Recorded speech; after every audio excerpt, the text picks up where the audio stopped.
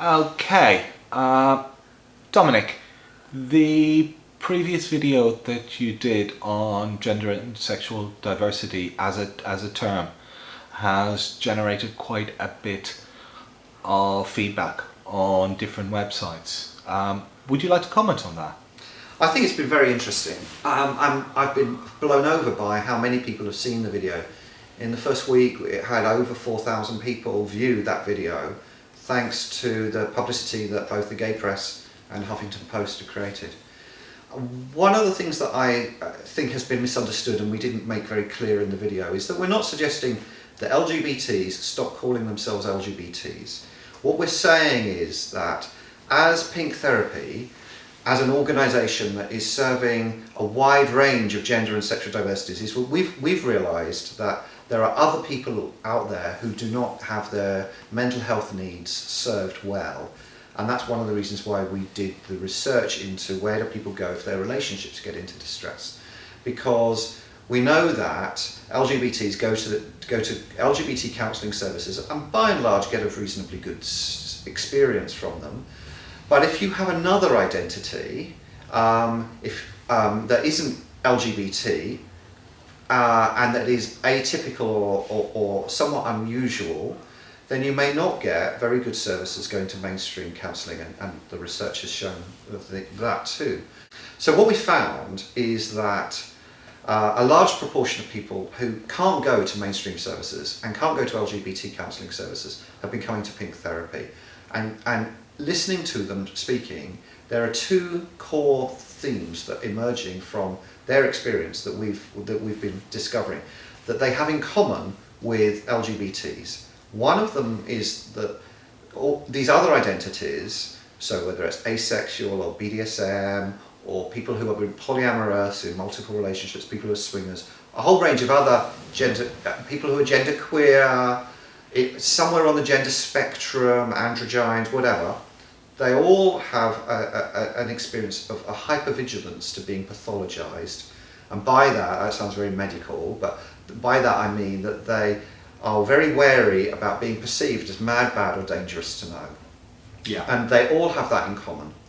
And so doing the therapy, that makes a big difference in understanding that, makes a big difference in how we work as a therapist, because that permeates every aspect of their lives, as it does for us as gay men, lesbians, bisexuals, transgender. The other core theme that we're noticing is that there's a vulnerability to shame and to bending yourself to try to fit social norms, or being expected to fit what's acceptable as social norms. And a sense of shame that arises from internalizing those messages that I'm not normal in some way, and that I ought to try to hide myself or contort myself or pretend I am or try to fit in or worry about being accepted.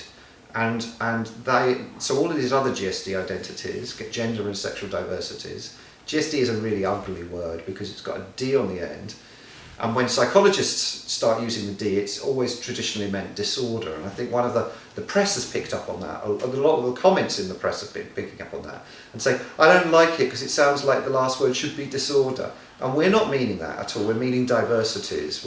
We've always taken a very non-pathologizing approach. And so these other groups have these two core themes, hypervigilance and shame.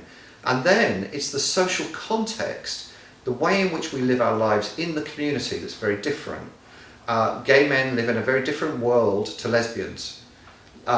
Lesbians live in a very different world to people who are trans.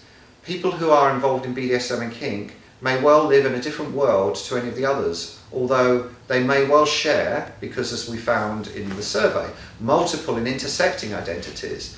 That the subjugation of their kink identity is often pushed down, and they don't feel that they can talk about that.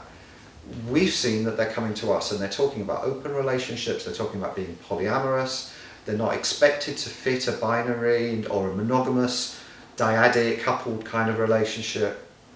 And so, as an organisation, we're saying therapists need to know about a whole range of social contexts where these different gender and sexual diversity groups live, and what it means for their own psychology, for the client's psychology, to be one of these different groups. What does it mean to be asexual in a world which values sexuality above everything else and puts pressure on you to be in a relationship and to be sexual?